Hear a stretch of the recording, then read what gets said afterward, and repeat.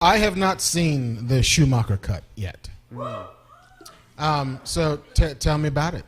It's utterly watchable. That's the first thing I'll say is like for a fucking bootleg cut on a thumb drive and shit.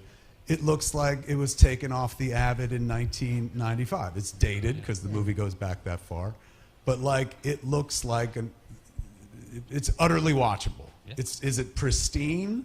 Like no, it doesn't look like The Flash looked like this weekend. But can you, especially if you've seen this movie a bunch, and I've seen Batman Forever many times, is it utterly watchable? Absolutely. Now I thought it was a clean cut. What was interesting about it, to me, aside from like all the added material, was it was at a point in the movie's life where they had the Batman March by Elliot Goldenthal, which they reused a couple times, but the rest of it was temp scored with Danny Elfman's Batman and Batman Returns score, as well as other movies. How long was this cut? It's not that much longer. It's like 2.5. It's like 2 hours and 35 minutes. Yeah, I saw people on the internet going, it's a 3-hour cut of the movie. I'm like, not really. No. But there was definitely extra stuff in it. But it was at a point in this movie's life where they must have shown it, they must have tested it, either showed it to movie execs back in, because this was 95 this fucker came out, or test screened it, and then decided right then and there, we're going to start bringing it in. Which I don't think it was conspiracy. I've read a lot of people online talking about how could they keep this movie down. The version I saw, and you back me up, feels like it was just cut for commercial considerations. That's it. All right, so many of you might be aware of the Schumacher cut of Batman Forever does exist, and Kevin Smith has it, and he's seen it, and he's showing it to people. And yeah, it is floating out there. Now, from what Kevin Smith describes, it seems like it is those deleted scenes that we've seen before added back in. An alternate opening where you see Two-Face escape from Arkham Asylum, and a subplot where Bruce Wayne's memory is erased when he gets shot in the head. And as Kevin Smith says in his podcast, it seems like a lot of the cuts made in the Batman Forever, Joel Schumacher film, were made to just make it more commercially appealing. Get the runtime a little shorter, have more screenings, stuff like that. Take out some of the darker stuff like Kill the Bat and the melodramatic stuff with the giant man bat, in front of Val Kilmer, like that kind of stuff. But it's cool to see that Kevin Smith has a copy of this, and it does exist. And we're only 2 years away from the 30th anniversary of Batman Forever, so that might be a good time to drop that in some kind of like box set for Batman Forever. But it does bring up a very interesting moral dilemma. Since the director is no longer with us, Joel Schumacher sadly passed away a few years ago. Is it right to release an alternate cut of a director's movie without their permission, their say-so? Do you just need permission from like their estate or their family? If they said it's okay, is it okay?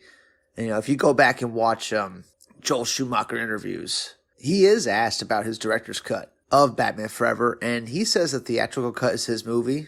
He says he didn't want people to see his director's cut, because that was an unfinished version of the film, and he was happy with the theatrical cut. I mean, that's Joel Schumacher's words. So it is a very interesting moral dilemma. This is not like the Snyder Cut Justice League at all, where the director's still alive and he's actively trying to get it released.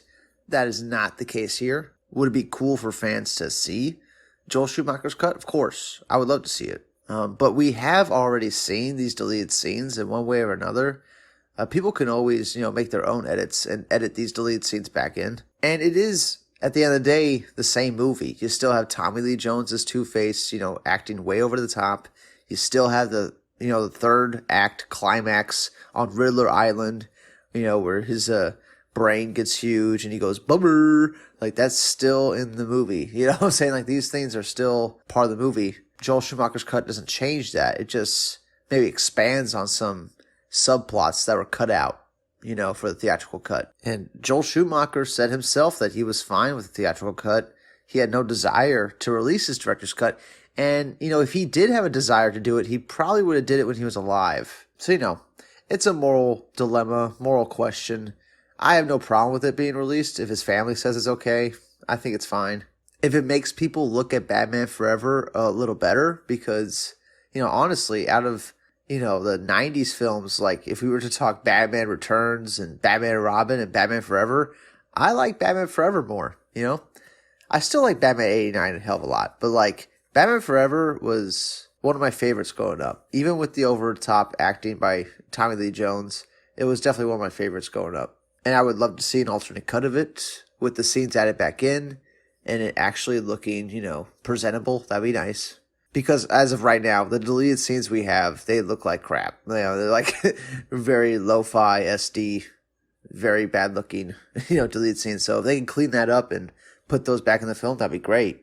And they could easily do it with a very little cost to them. Let the hardcore DC fans buy them. I know there's not a whole lot of, hardcore DC fans out there, but you never know. Maybe they do this with all their old DC films. Put the director's cuts out. Put every director's cut for every DC film out there. Or every Warner Bros. Film. Why not? Anyway, that's it for now. Pretty exciting. We might get the Joel Schumacher cut of Batman Forever within the next 2 years.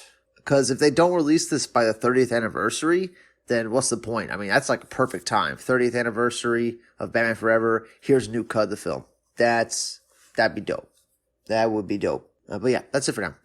Comment below, let me know what you think of the Joel Schumacher cut of Batman Forever. Do you want to see it?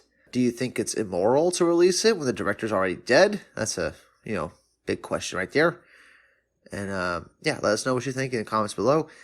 And if you're not a fan of honesty, unsubscribe. Bye-bye for now.